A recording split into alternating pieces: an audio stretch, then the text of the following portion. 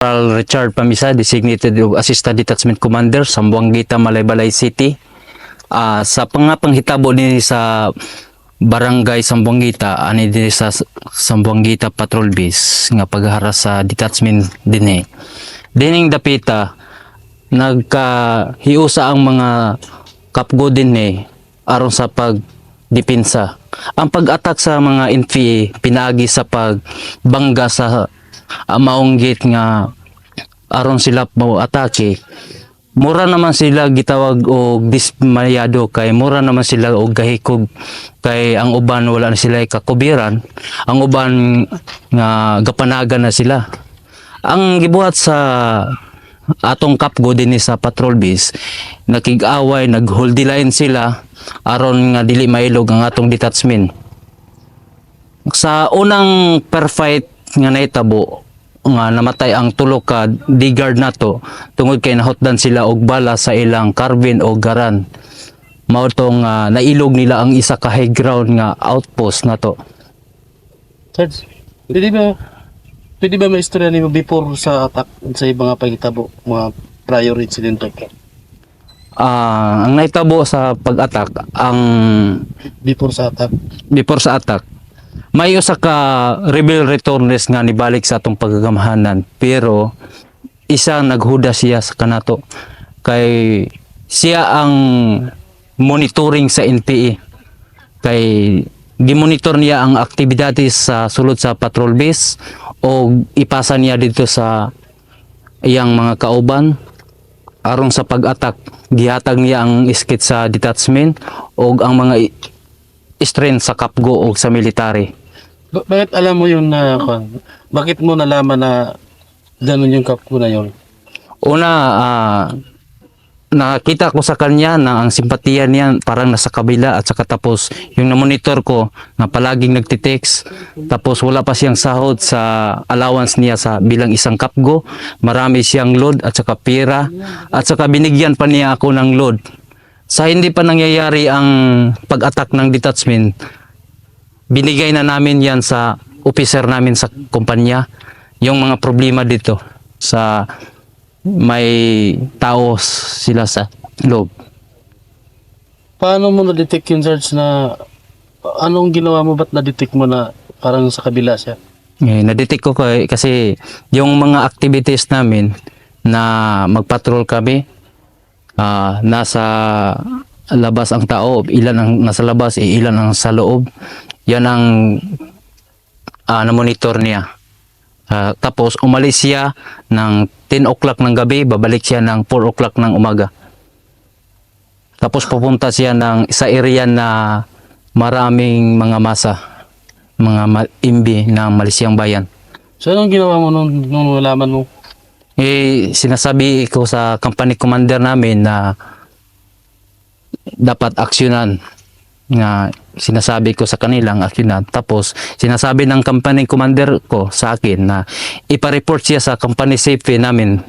Tapos pina-report siya, hindi na siya nag-report. Pina-report siya ng 27, pina-attack niya yung detachment ng 31 March. Bilang isang team leader ng company, Sarge, ano ba ang mga dapat gawin mo, mga tungkulin mo o yung mga duty mo? Dapat palagi tayo nag-observe sa mga kasamahan natin, yung activities nila sa yung mga kapgo, at saka i-monitor sila, lalo na sa rebel returnees, kasi yung simpatiya nila, yung iba nasa labas pa. So sa pinakita ng mga kapgo dito na lumaban, anong ginawa mo sa kanila na na-motivate mo sila na parang lumaban talaga? Lumalaban yung mga kapgo natin dito kasi ayaw nilang makuha yung detachment. Kahit maliit lang ang bala nila, yung ginagawa nila, yung SOP sa firefight, saka yung minimize nilang pagpaputok. Yung one shot, one kill ang ginagawa nila. Ano bang palaging ginagawa mo sa pagbibrief sa kanila na bakit yung attitude nila, positive ang attitude nila, at saka parang talaga, yung nakita mo talagang snappy? Ang ginagawa namin, every mag-TINE kami, mag-conduct kami ng TINE sa kanila, reminders namin, yung paano magdepensa kung mag-attack ang kalaban. Yung paano kukunin yung mga wounded at saka wounded ng kalaban at saka yung mga kasama namin, paano namin ididepensa yung camp namin. Yan ang ituturo namin. Bilang isang leader, ano yung pinapakita mo sa kanila?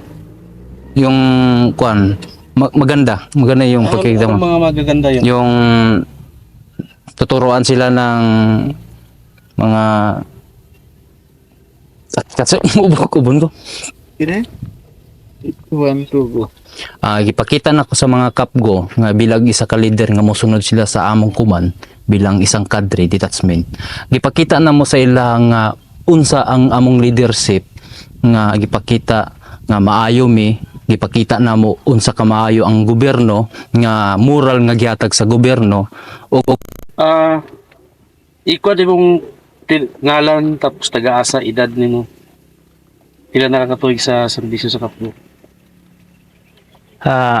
Ako si Roylin Turmis. Nagpuyo ko sa Silay, Apurukdo, Silay, Malaybalay City. Unom na ko ka tuig sa akong serbisyo, sir, Sa sa Kapgo. Unsa may imong rason nga nung ni sulod man ka sa pagkapgo? Nisulod ko pagka-Kapgo tungod sa among sitwasyon sa among barangay sa una. Oh. Na halos tanan kapitan mo sulod sa among barangay. Agapatyon man, sir. Si kinsa may kapatay? Wala po na ako makuha ni kinsay nagpatay kay wala may kuhan sa among barangay sa una. Asa nga barangay? Sa Silay, sir. Mo nang nisulod dayon ko pagka kuhan Kapgo kay aron maga tabang to ko gamay sa among barangay. So sa una asa mo ka-duty sa una? Sa Silay Patrol B, sir. Tapos wala kay mga kwad sa una encounter. Sa Silay pa mi, sir. Wala mi nakatilaw og encounter. Dre lang mi, sir, sa Sumugita naka-encounter. Ngayon nasa mo ka diri sa Sambuita? Kuan, sir, na ibot among detachment sa kuan sa Silay kay wala nay kuan peaceful na among barangay. Wala may mga humihong sa mga tao nga naay mga kalaban, mga paduol. Na ang Sambongita kay mao may nagkuan sa mo nag-request gyud nga butangan og patrol base. Mao nang nabalhin ang among detachment diri sa Sambongita. Kuyog yapon ka. Kuyo gyapon ko. Pwede ba din mo may istorya sa inyo itabo atong yatak ang patrol base sa Bugita? Pwede, sir. Oh, sige. Atong hitabuha sa pagharas Unsay oras, unsang adlaw? dire mi atong igayon na.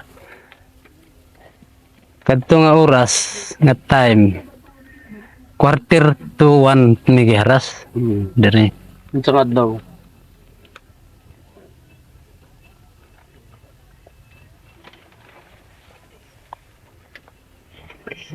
Martes. Tapos, Martes. Unya. Sa among pagkibisog sa ila, nagdepensa mi. Niabot mi kapin duha ka oras sa among pag-away. Na ako wala na namo makuha ng among kauban uban kung kuan tungod di na nako makita, sir, tungod sa kuan tungod sa kuso volume fire nila, sir, ba dili na nako makita sila. unsa may mga gibot atong pag-attack nila? Ni hold the line lang mi, sir, Tapos, nakigaway lang ni, sir, kay maura manggapong kuana og di mi mo away mapatay ra manggapon mi nila. Ang amo lang gidipinsahan ang among armas ug among baruganan.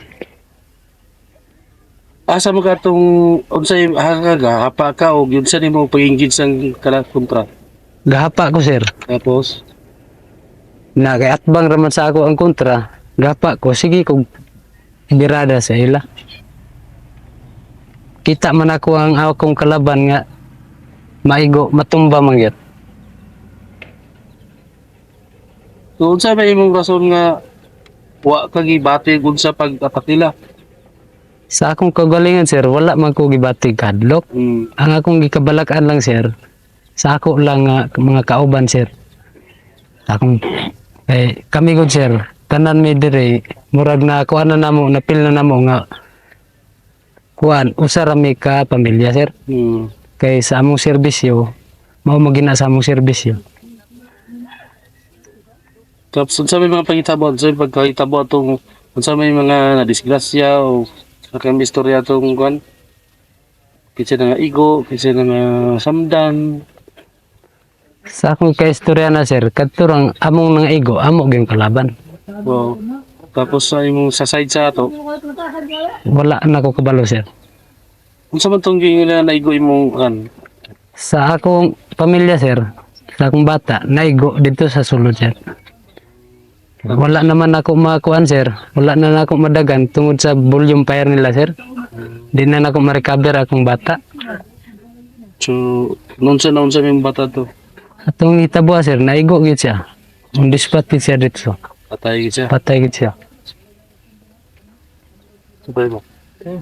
Tumong bat. Sa imong kan, unsa gyud ka importante ni sa banggitan anong gusto gid sila nga mo ataka ning lugar? Wala na ko kabalo na sir. Wa kay kon nga nung importante ni sa pikas ning lugaran ni. Wala po ko ka kuan sir. So imo duty lang yun. Duty lang gid mi sir nga nagserbisyo lang gid mi sa gobyerno sir. Sige.